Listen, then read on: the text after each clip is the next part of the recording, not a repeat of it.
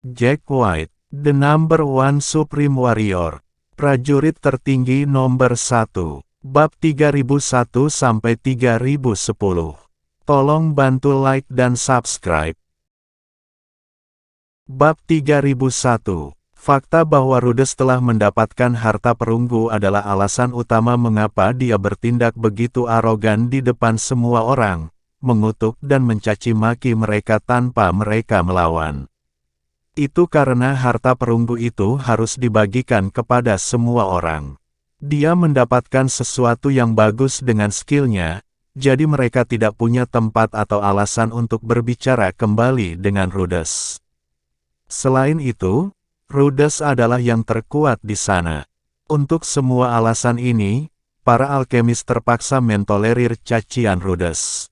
Tiba-tiba, orang lain memasuki tempat kejadian dan keluar menjadi lebih baik dari Rhodes, mendapatkan harta emas yang tingkatnya lebih tinggi dari harta perunggu Rhodes. Tidak peduli bagaimana mereka melihatnya, Rhodes tidak bisa lagi memaksakan dirinya pada orang lain. Pada saat itu, matanya melebar saat dia melihat kata-kata di Heaven Array dengan tak percaya. Seseorang telah melampaui dia dan mendapatkan harta emas. Dia bukan yang terkuat. Siapa yang lebih baik dari dia? Apakah itu Nash? Tidak, Nash tidak mungkin melakukannya dengan keahliannya. Kenapa lagi Nash rela berada dalam bayang-bayangnya? Dia akan selalu memilih sumber daya terbaik sebelum Nash bisa. Jika Nash benar-benar lebih kuat darinya, Nash tidak akan rela menanggungnya. Semakin Rhodes memikirkannya, semakin dia merasa bertentangan. Tangannya mulai gemetar saat kecemburuan yang intens mengancam akan menelannya utuh. Selama bertahun-tahun, dia selalu merasa bakat dan keterampilannya adalah yang terbaik. Dalam hal alkimia, tidak ada seorang pun di Hestia yang lebih baik darinya. Tiba-tiba, seseorang muncul dan mendapatkan harta emas. Bagaimana Rhodes bisa menanggungnya? Dia mulai terengah-engah. Ekspresinya berubah dari syok awal, menjadi marah, menjadi apatis. Kecemburuan di matanya mengancam akan bocor. Mitchell juga tidak terlihat lebih baik. Dia mengira bahwa dia hanya berada di belakang Rhodes, tetapi seseorang yang bahkan lebih baik dari Rhodes muncul. Dia, pada gilirannya, jatuh ke nomor 3. Dia tidak bisa benar-benar menerima itu, tetapi dibandingkan dengan dia, Rhodes berada dalam kondisi yang lebih buruk.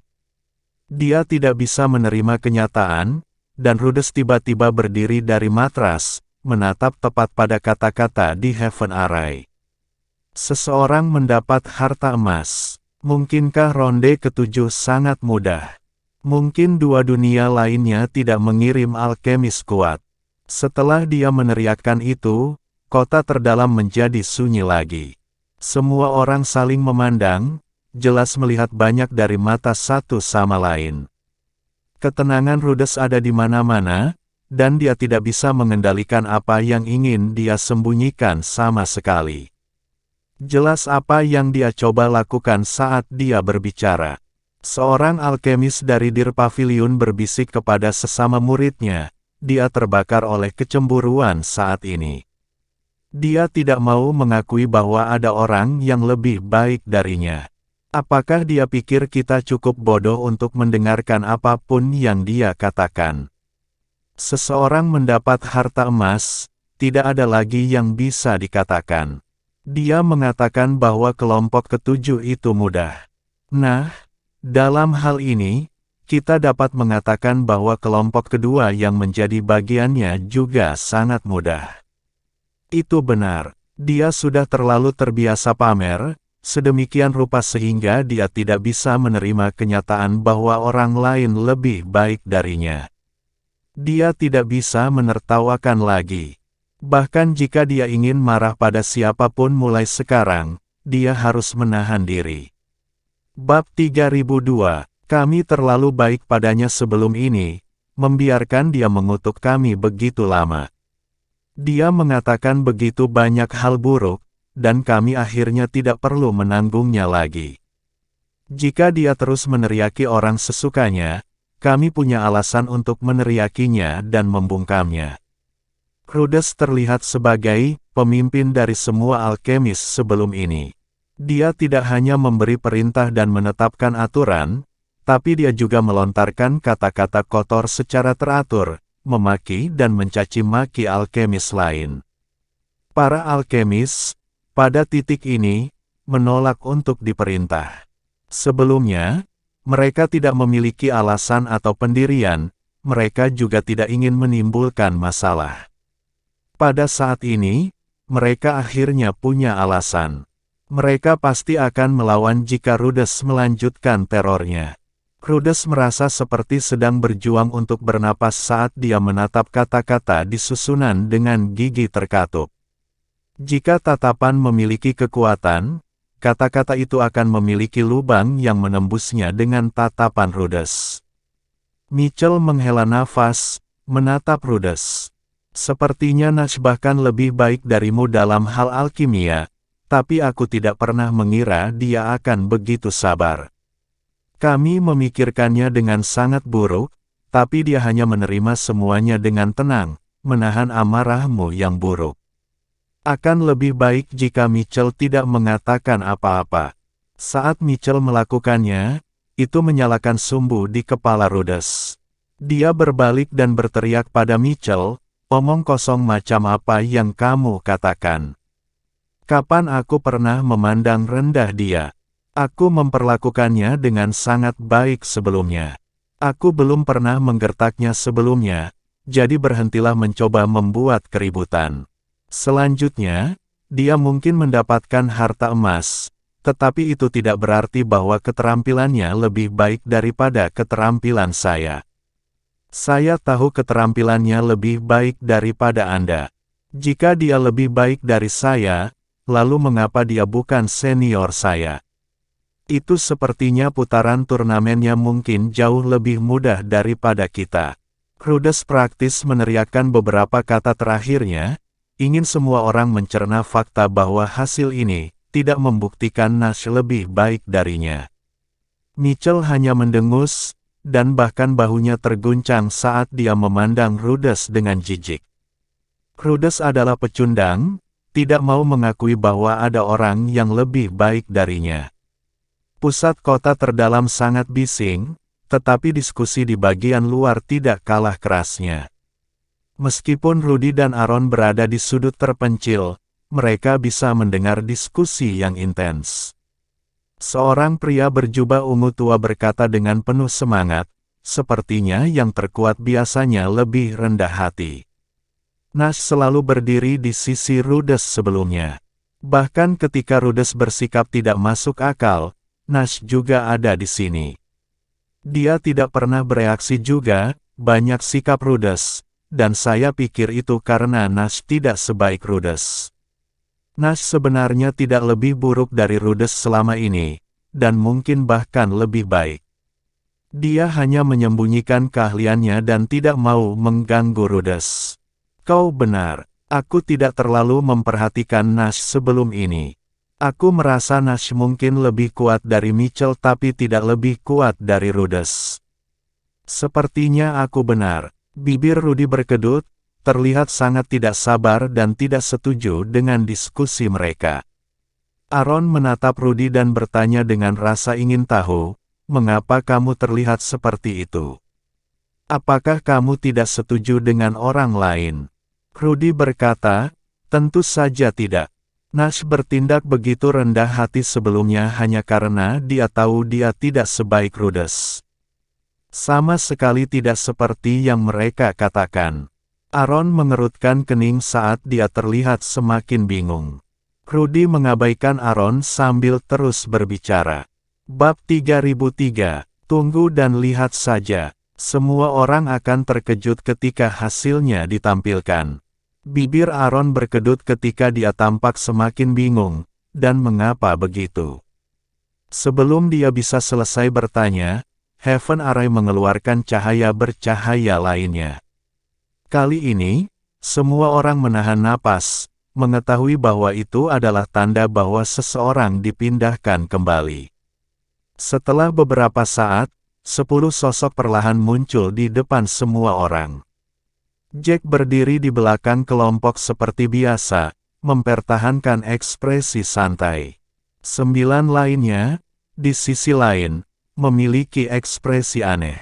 Beberapa menundukkan kepala, tidak berani melihat alkemis lainnya. Nash berdiri di depan seperti sebelumnya. Hanya saja, ekspresinya sangat kaku. Wajahnya pucat seperti terkena pukulan berat. Alkemis lainnya bingung melihat ekspresi seperti itu. Mengapa 10 alkemis itu terlihat seperti itu? Mereka mendapat harta emas. Bukankah seharusnya mereka bersorak? Mengapa sepertinya mereka baru saja menderita? Orang pertama yang berjalan di Heaven Array adalah Jack. Mereka yang di depan terlalu emosional dan hanya berdiri diam seperti boneka kayu. Jack jauh lebih tenang daripada yang lain. Karena mereka tidak bergerak, dia memutuskan untuk berjalan sendiri dari Heaven Array. 9 lainnya melihat bahwa Jack telah berjalan turun dan saling bertukar pandang. Mereka menghela nafas secara kolektif saat mereka berjalan di Heaven Array. Transfer kali ini memakan waktu sekitar 20 menit. Itu lebih cepat daripada ketika mereka dikirim ke kompetisi. Sebenarnya, mereka tidak memiliki kesempatan untuk menenangkan diri. Lagi pula, mereka baru saja mengalami ekspresi di luar tubuh yang sulit mereka pahami. Ketika Nash keluar dari Heaven Array, beberapa alkemis bergegas menyambutnya. Bagaimanapun, Nash adalah kontributor besar, setelah mendapatkan harta emas untuk semua orang. Meskipun mereka tidak berpartisipasi dalam kompetisi, mereka masih akan mendapat manfaat darinya. Sebelum Nash bisa menenangkan diri, kata-kata ucapan selamat tercurah di depannya. Selamat telah kembali sebagai pemenang, Nash. Aku tidak percaya kamu begitu luar biasa, Nash. Aku buta untuk tidak melihatnya sebelumnya. Pasti tidak mudah mendapatkan tempat pertama. Pria etan itu terus mengejek kita sebelum ini, berbicara seolah-olah dia yang terbaik di dunia. Tapi akhirnya kita mendapat peringkat pertama. Itu benar, dia tidak akan bisa pamer sekarang. Apakah kamu memastikan untuk mengoleskan garam pada lukanya sedikit? Ekspresi Nash semakin memburuk setelah mendengar ini. Jika dia tidak khawatir mempermalukan dirinya sendiri di depan orang lain, dia akan mendorong semua orang di depannya dan berlari keluar. Dia tidak ingin tampil di depan mereka lagi. Perlahan-lahan, semua orang mulai memperhatikan betapa pahitnya penampilan Nash, yang membuat mereka bingung. Apakah dia tidak senang diberi selamat? Dia telah mendapatkan harta emas, demi Tuhan, dan dia seharusnya bahagia. Namun, suasana hati Nash anehnya berat, dan mereka merasa ada sesuatu yang tidak beres. Sementara itu, Rhodes hanya berdiri di belakang semua orang sepanjang waktu dengan ekspresi gelap di wajahnya, tidak mau mengatakan apa-apa. Bab 3004. Pada saat itu, Rhodes seharusnya berdiri di depan semua orang dan memberi selamat kepada Nash, namun dia tidak bisa mengatakan hal seperti itu. Dia tidak mau membiarkan Nash berdiri tegak di atasnya. Itu membuatnya merasa sedikit tidak berdaya. Terlepas dari betapa kesalnya dia, matanya tetap tajam seperti biasa memperhatikan ekspresi aneh Nash. Dalam konfliknya, dia merasa tidak berdaya seolah-olah dia memiliki banyak hal yang ingin dia katakan tetapi tidak tahu bagaimana caranya. Rhodes mengerutkan kening saat dia mulai berjalan cepat menuju Nash. Dia mendorong pergi orang-orang yang mencoba membuat Nash menjadi mentega dan berkata, "Kamu tidak senang." Nash mengerutkan kening saat dia menatap Rhodes. Pada saat itu, Nash tampak seperti baru saja menelan banyak kotoran dan tidak bisa memuntahkannya. Dia tampak sangat menderita. Ketika Rhodes menanyakan pertanyaan itu, ekspresi Nash semakin memburuk saat dia berkata, "Aku Orang yang seharusnya kau beri selamat. Bukankah aku? Sebenarnya, Nash ingin memberitahu mereka bahwa mereka memberi selamat kepada orang yang salah, bahwa bukan dia yang mendapatkan harta emas, tetapi tatapan semua orang tertuju padanya pada saat itu, dan dia mendapati dirinya tidak dapat berbicara dengan jelas. Rhodes mengerutkan kening dalam kebingungan dan ketidakbahagiaan. Bicara saja, ada apa dengan ekspresimu? Apakah kamu sangat terkejut sehingga kamu tidak tahu harus berkata apa setelah mendapatkan harta emas itu? Bibir Nash menegang saat dia semakin pucat. Alkemis lain yang berpartisipasi dalam ronde yang berdiri di belakangnya juga memiliki ekspresi yang sangat aneh di wajah mereka. Mereka tampaknya mengalihkan pandangan mereka, tampak seperti sedang sakit. Pada saat itu, Jack berjalan keluar dari belakang semua orang.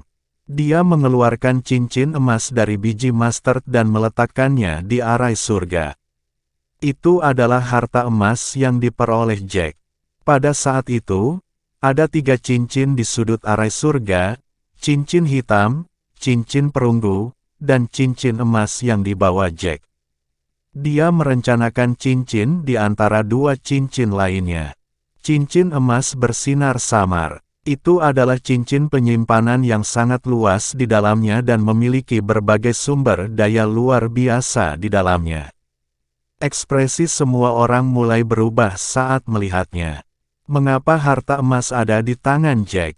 Bukankah seharusnya dengan Nash? Sama seperti semua orang bingung, Nash tidak tahan lagi saat dia membuang semua kecanggungan sebelumnya. Saya tidak mendapatkan harta emas. Anda memberi selamat kepada orang yang salah. Jack adalah orang yang mendapat tempat pertama dan memenangkan harta emas. Saat dia mengatakan itu, semua alkemis di kota terdalam terdiam aneh. Rahang ternganga karena tidak percaya, dan mereka bahkan bertanya-tanya apakah Nash sudah gila. Dia tidak mungkin menyemburkan omong kosong seperti itu sebaliknya. Mata Rhodes melebar. Omong kosong macam apa yang kamu katakan? Jack mendapat tempat pertama. Itu omong kosong. Bagaimana dia bisa berpikir untuk mendapatkan tempat pertama? Buka saja matamu dan lihat. Dia memiliki lencana alkemis kelas 6 di dadanya. Dia bukan alkemis kelas 7. Anak ini tidak memiliki latar belakang atau kedudukan, jadi bagaimana dia bisa mengalahkanmu dan mendapatkan tempat pertama? Peringatan yang adil, Nash. Berhentilah bercanda, atau aku akan memukulmu. Bab 3005, ekspresi Nash semakin memburuk. Sebelumnya, Rhodes mungkin telah menyuruhnya berkeliling, tapi Rhodes tidak pernah menggunakan kata-kata kasar seperti itu. Keahlian Nash mungkin tidak sebagus Rhodes, tapi dia bukanlah seseorang yang bisa dihina dan dihina oleh Rhodes sesuka hatinya.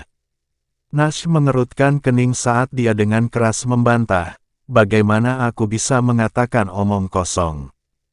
Jika kamu tidak percaya padaku, tanyakan pada alkemis lain di belakangku yang mengambil bagian dalam ronde ke-7. Tanyakan kepada mereka apakah aku berbohong. Pada saat itu, tatapan semua orang tertuju pada alkemis lain dari kelompok ke-7. Setiap orang memiliki ekspresi aneh di wajah mereka, tetapi mereka tahu betul bahwa tidak ada cara untuk menghindari ini. Bahkan jika mereka memilih untuk tetap diam, kebenaran tidak akan berubah. Ketika semua orang melihat ke arah mereka, mereka memberikan anggukan yang paling tulus, meskipun sedikit dipaksakan. Seorang pria berjubah abu-abu berkata tak berdaya, Jack adalah orang yang mendapat tempat pertama. Dia berhasil mengalahkan Ethan dari White Marsh Kontinen dan Emilio dari Chaos Kontinen, mendapatkan tempat pertama. Dia mendapatkan harta emas. Khawatir orang tidak akan mempercayainya, pria berjubah abu-abu itu membacakan ketiga hasil mereka, terutama hasil Jack. Kerumunan bahkan lebih terkejut setelah mereka mendengar itu, bertanya-tanya apakah mereka sedang bermimpi. Rudess mendapat pukulan berat. Setelah dia mengambil beberapa napas dalam-dalam, bibirnya bergetar saat dia membentak, "Tidak mungkin. Sama sekali tidak mungkin. Dia curang, dia pasti punya. Bagaimana dia bisa mendapatkan tempat pertama?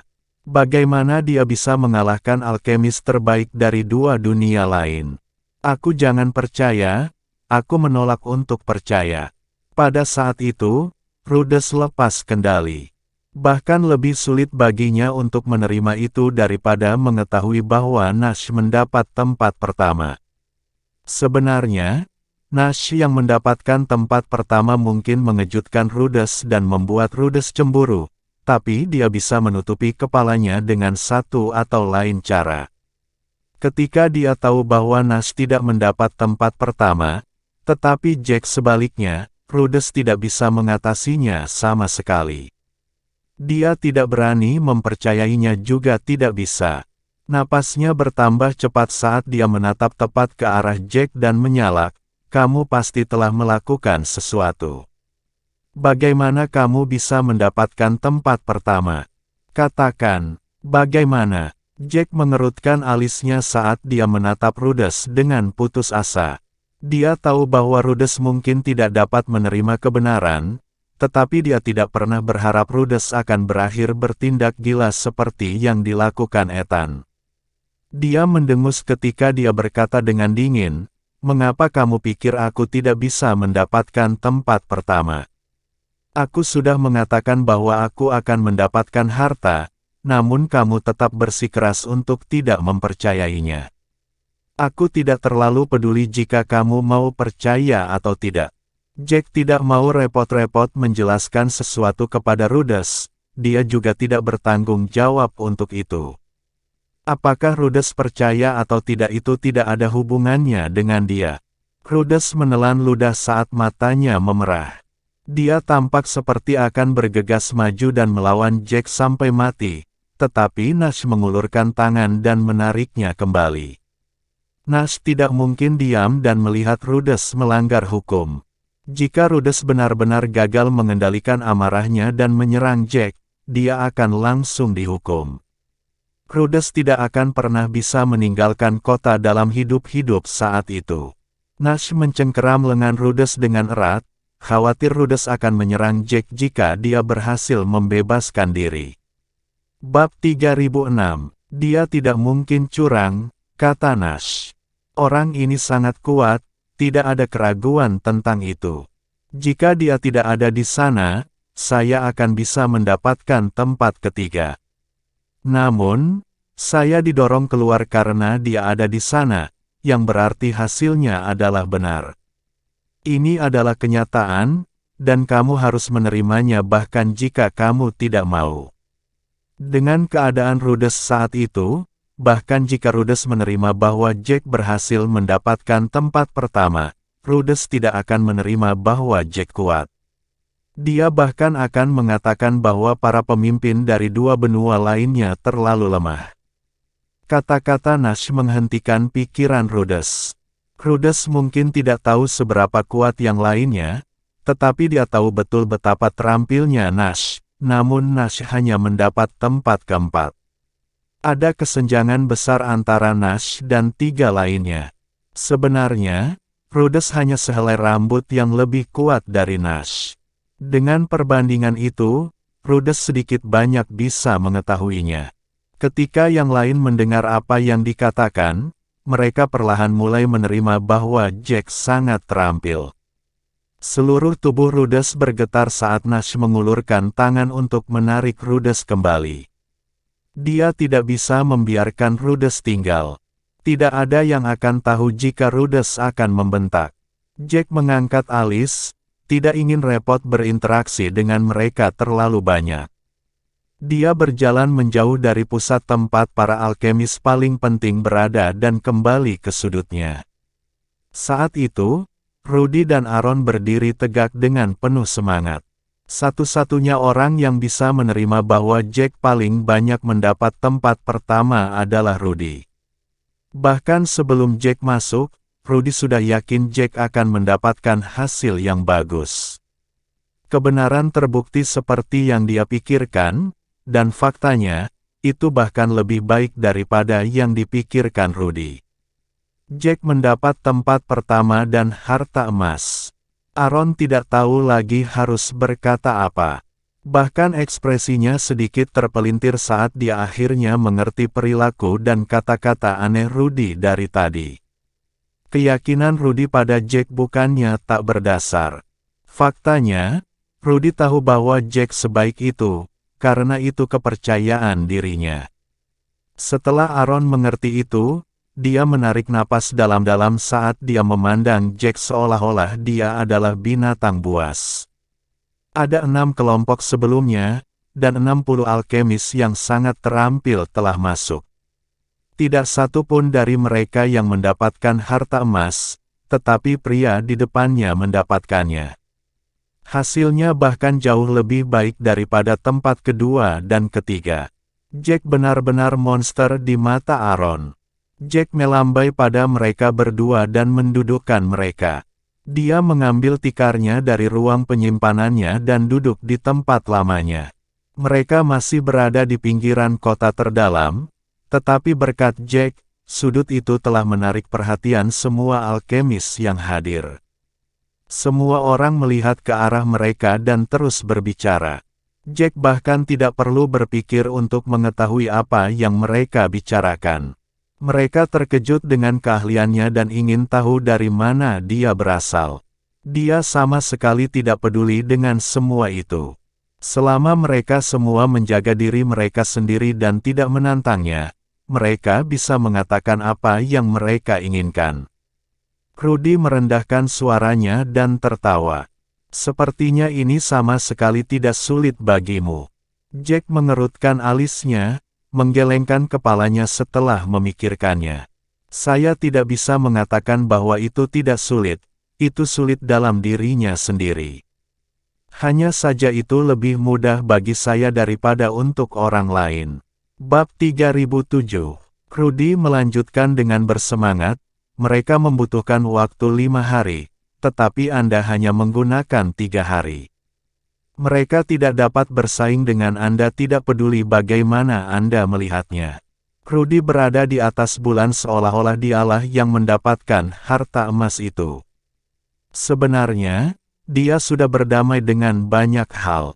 Bagaimanapun, dia lebih buruk daripada Jack dalam banyak hal, jadi dia menjadi beban bagi Jack. Namun, Jack tidak pernah berpikir untuk menyerah padanya, menyebabkan Rudy memperlakukan Jack sebagai saudaranya. Jack menarik napas dalam-dalam, mengerutkan kening ketika dia berkata, jika bukan karena fakta bahwa kita tidak dapat mendistribusikan sumber daya pada saat itu, saya akan pergi sekarang. Tidak ada artinya berada di sini. Kelompok yang tersisa adalah semua buang-buang waktu. Rudy mengangkat alis. Setelah lama bersama Jack, dia tahu temperamen Jack yang tidak ingin membuang waktu. Setelah memikirkannya, dia mengerutkan kening dan berkata, berapa hari lagi kita perlu tinggal di sini? Saya ingat ada total 11 grup. Masih ada begitu banyak grup yang tersisa. Tidak bisakah kita membagi sumber daya saja? Sekarang dan pergi. Jack menggelengkan kepalanya. Aturannya jelas, dan bahkan dengan harta emas, aku tidak bisa mengubahnya. Aku harus menerimanya. Rudy merasa tidak berdaya setelah mendengar itu, tetapi tidak ada yang bisa dia lakukan. Waktu perlahan berlalu. Setelah Jack menunjukkan keahliannya, tidak ada yang berani memprovokasi dia atau mengatakan apapun kepadanya. Bahkan Rudess, yang telah bertindak begitu arogan sebelumnya, terdiam. Kelompok ke-8 dimulai setelah 4 jam, dan Aaron juga bergabung. Meskipun keterampilannya tidak banyak, dia masih mau menantang dirinya sendiri. Terlepas dari kenyataan bahwa Rudess mempermalukannya sebelumnya, tidak ada yang berani mengatakan apapun kepadanya kali ini karena dia selalu berada di samping Jack. Baru setelah Aaron memasuki kompetisi, Jack mulai berbicara. Bagaimanapun, Aaron hanyalah orang luar bagi mereka. Ada beberapa hal yang tidak bisa dikatakan di depannya. Karena Aaron mengikuti kompetisi, Jack segera berbisik kepada Rudy, sebaiknya kita merencanakan langkah selanjutnya dengan benar. Pertama-tama, kita tidak bisa menggunakan nama asli kita, dan kita harus menyamar. Identitas kita adalah sudah terlalu sensitif. Banyak pihak akan mengawasi kita begitu berita tentang apa yang terjadi menyebar. Rudy sudah menyadari beratnya masalah ini. Dia mengangguk dengan penuh semangat sambil menarik napas dalam-dalam. Ini hanya akan menjadi lebih sulit mulai sekarang. Untungnya, para alkemis di lembah bagian dalam lembah Phoenix tidak mengenal kita sama sekali. Bahkan jika mereka melihat ke dalam kita, mereka tidak akan menemukan apapun. Jack mengangguk, tapi dia tidak santai sama sekali. Bahkan jika mereka tidak mengenal kita dan tidak dapat menemukan identitas kita yang sebenarnya untuk saat ini, kita tidak akan dapat menyembunyikannya setelah mereka kembali ke Phoenix Valley.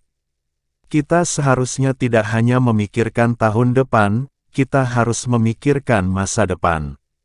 Saya tidak berpikir Anda harus kembali ke pil emas juga, karena Anda mungkin ditangkap. Petik 2. Ekspresi Rudy menjadi gelap, segera menyadari bahwa Jack benar. Di dunia berputar, mustahil untuk mengetahui siapa mereka karena berbagai batasan. Namun, itu tidak akan sesederhana itu setelah mereka keluar. Bab 3008. Lagi pula, mereka sudah lama berada di lembah Phoenix. Selama musuh mereka memutuskan untuk memeriksanya dengan hati-hati, akan sangat mudah untuk mengetahui bahwa mereka berasal dari lembah Phoenix. Segala sesuatu yang lain akan tumpah segera sesudahnya. Fakta bahwa dia berasal dari pil emas tidak lagi menjadi rahasia. Sepertinya benar-benar tidak mungkin bagi Rudy untuk kembali. Memikirkan hal itu, Rudy merasa agak putus asa. Dia berpikir bahwa dia akan dapat kembali ke pil emas setelah 2 tahun, menjalani kehidupan yang dulunya bebas konflik dan tanpa bahaya. Dia akan bisa menjalani hidupnya dengan damai jika dia menjaga dirinya sendiri. Sayangnya, segala sesuatunya tampak seperti asap, dan dia tidak akan pernah bisa kembali. Jika dia melakukannya, dia mungkin akan segera ditangkap dan bahkan mungkin membawa masalah pil emas. Jack mengangkat alis sambil menepuk bahu Rudy. Jangan khawatir, begitu kita keluar, aku akan mengaturnya untukmu. Ini akan baik-baik saja, bahkan jika kamu tidak bisa kembali ke Golden Pills. Pergi saja ke tempat lain. Tentu saja, kamu masih perlu menyimpannya. Identitasmu disembunyikan. Rudy mengangguk penuh semangat. Orang yang paling dia percayai di dunia ini pasti Jack. Dia bahkan tidak mempercayai tuan lamanya sepenuhnya, tetapi dia mempercayai Jack 100%. Jika Jack tidak ada di sana, dia pasti sudah mati sejak lama. Jack menghela napas, sudah membuat rencana tentang apa yang harus dilakukan ketika mereka keluar. Setelah beberapa saat, Rudy tiba-tiba berkata, haruskah kita mencari Grayson? Aku merasa kita bisa mendapatkan banyak jawaban darinya. Grayson ada di dunia berputar. Jika ada kesempatan, kita harus menangkapnya. Saat Grayson dibesarkan, Rudy tampak sangat fanatik. Sejak mereka memasuki lembah Phoenix, rahasia Grayson sepertinya terus mengelilingi mereka. Bahkan ketika mereka berbicara, mereka tidak tahu apa yang sedang terjadi. The Umbrea King Pavilion tiba-tiba memutuskan untuk melawan mereka, yang pasti ada hubungannya dengan Grayson. Jack menyipitkan matanya dan dengan sungguh-sungguh memikirkannya sebelum mengangguk. Jika saya mendapat kesempatan, saya tidak akan membiarkan dia pergi. 4 kelompok berikutnya tidak berhasil mendapatkan apa-apa. Pada saat kelompok ke-11 selesai, 10 hari telah berlalu. Benua Hestia memiliki total 3 harta, harta emas, harta perunggu, dan harta hitam. Dibandingkan dengan benua lain, mereka tidak mendapatkan banyak, tetapi itu lebih baik daripada tidak sama sekali. Selain itu, mereka sangat beruntung mendapatkan harta emas. Ketika harus membagi sumber daya, Jack mendapat pilihan pertama. Segala sesuatu yang baik telah ditempatkan di depan semua alkemis. Ada 2 atau 3 pil kelas 9. Ada juga harta yang sangat menarik di sana. Pada akhirnya, Jack hanya memilih permata jiwa. Dibandingkan dengan hal-hal lain di sana, nilai permata jiwa tidak terlalu besar, tetapi Jack teguh dalam keputusannya. Bagaimanapun, permata jiwa adalah yang paling berharga baginya dari semua yang ada di sana. Setelah ini, Jack akan berlatih teknik peringkat Dewa Badai, Langit Jiwa, dan permata jiwa akan memungkinkannya naik level. Setelah menentukan pilihannya, Jack tak segan-segan membawa Rudy keluar dari Prosper City. Setelah 3 hari lagi, Jack membawa Rudy ke kota tingkat 6, kota 100 binatang. Di alun-alun di depan kota, Jack dan Rudy telah menyamar seperti yang mereka rencanakan sebelumnya. Jack telah memilih waktu yang tepat untuk meninggalkan Prosper City. Karena dia yang pertama memilih hartanya, dia bahkan tidak ragu-ragu sebelum pergi. Jika salah satu dari mereka ingin mengejar mereka, mereka akan kehilangan sumber daya. Bab 3009, mereka akan kehilangan kesempatan untuk memilih sesuatu yang baik untuk diri mereka sendiri jika mereka pergi bersama Jack. Mengambil kesempatan itu, Jack dengan mudah membawa Rudy menjauh dari Prosper City. Saat mereka meninggalkan gerbang Prosper City, lampu hijau tiba-tiba memadatkan token di udara, jatuh ke tangan Jack. Instruksi token mengarahkannya ke 100 Beast City. Setelah menghabiskan 3 hari berjalan kaki, Jack dan Rudy tiba di alun-alun di depan 100 Beast City. Pada saat itu, alun-alun itu kosong. Melihat alun-alun yang kosong, Jack tiba-tiba merasa sedikit aneh. Bagaimanapun, beberapa alun-alun kota sebelumnya penuh dengan orang. Mereka bahkan harus mengikuti tes sebelum mereka masuk, tetapi alun-alun 100 Beast City kosong. Rudy mengangkat alis. Tidak ada orang di sini. Apakah kamu tidak perlu mengikuti tes sebelum masuk? Jack mengangguk. Sepertinya memang begitu. Terserah, tidak perlu memikirkannya. Kita harus memasuki tempat itu dan melihat bagaimana situasinya. Rudy mengangguk, mengikuti di belakang Jack saat mereka menuju ke 100 Beast City. Di dinding kota 100 binatang, berbagai jenis binatang diukir.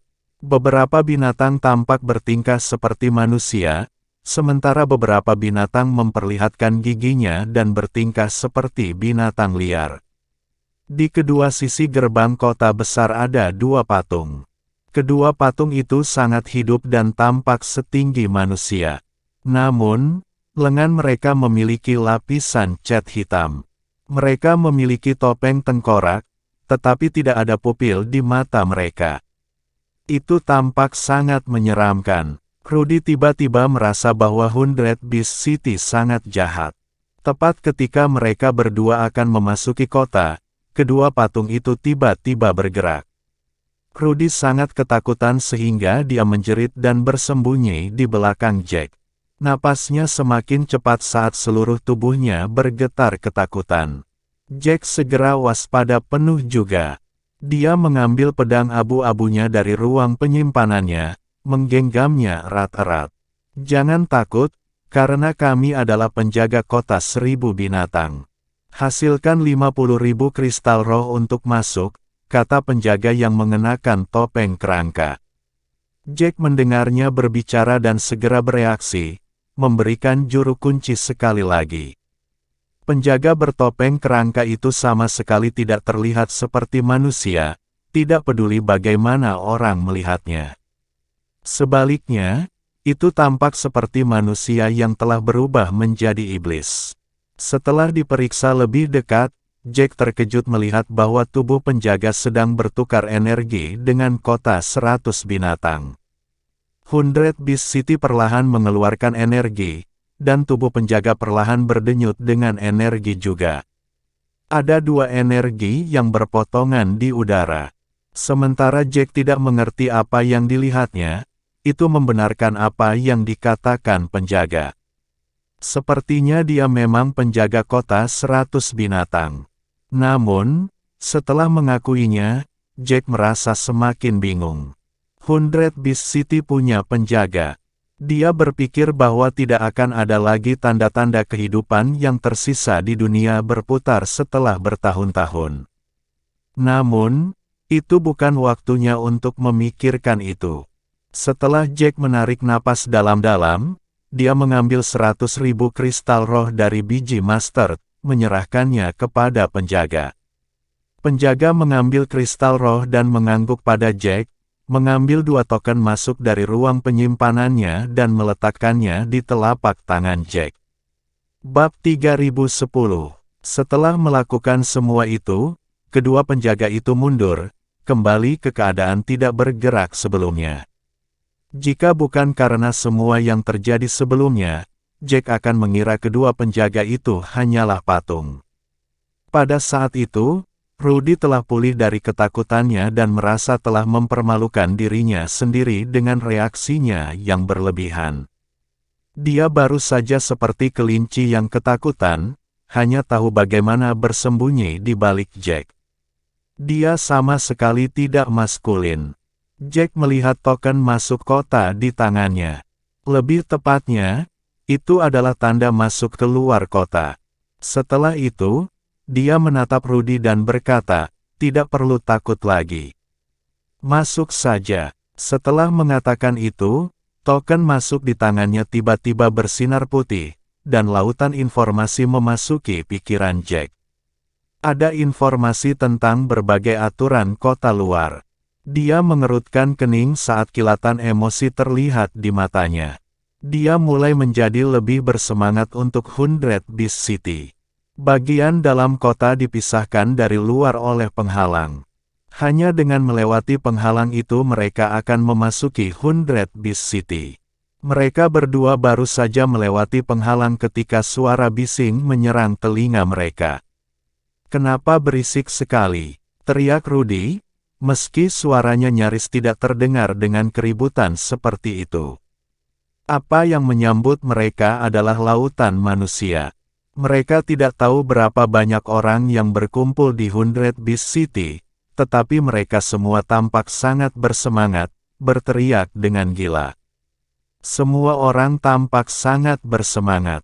Setelah diperiksa lebih dekat, beberapa haus darah bisa dilihat dalam ekspresi mereka juga. Rudy menelan ludah saat dia mengulurkan tangan dan meraih lengan Jack. Dia berteriak pada Jack, "Tidak ada satu orang pun di luar kota, jadi mengapa ada begitu banyak orang di dalam? Ada puluhan ribu orang di sini." Jack menghela nafas, menjawab dengan keras, "Kamu meremehkan segalanya. Setidaknya ada 100.000 orang di sini." Saat dia mengatakan itu, mata Rudy melebar saat dia berteriak, "Apa yang kamu katakan? 100.000? Mengapa ada begitu banyak orang? Ini adalah kota tingkat 6, bukan kota tingkat 9. Ada begitu banyak orang. Prajurit terjebak di kota-kota luar, jadi mengapa ada begitu banyak orang berkumpul di 100 Beast City? Jelas hanya ada kami berdua saat kami masuk." Rudy bingung dan kaget saat itu, bersumpah di luar kota sepi. Melihat lebih dari 100.000 orang berkumpul di sana, dia tidak mengerti bagaimana ada banyak orang di dalamnya. Bahkan tidak ada yang masuk. Jack mengerutkan kening ketika dia menjawab setelah waktu yang lama, "Kita mungkin baru saja melihat ilusi sekarang." Rudy tercengang mendengar itu. Dia bahkan lebih bingung ketika dia tergagap, "Apa maksudmu? Apa yang kita lihat sebelumnya adalah ilusi. Rasanya sangat nyata. Jack masih terlihat tenang, tidak tahu bagaimana menjelaskannya pada saat itu. Dia hanya mengatakan itu karena intuisinya, merasa seolah-olah mereka tidak melihat kenyataan saat itu. Karena dia tidak bisa menjelaskan, Jack berkata, "Jangan memikirkan masalah itu. Yang perlu kita pikirkan adalah bagaimana kita bisa mendapatkan lebih banyak manfaat dari 100 Beast City dan mendapatkan lebih banyak lagi." Rudy masih ingin menyelesaikannya, tetapi karena Jack mengatakan itu, Jack akan kesal jika dia terus bertanya. Dengan itu, dia memutuskan untuk menahan pertanyaannya untuk saat ini. Bersambung.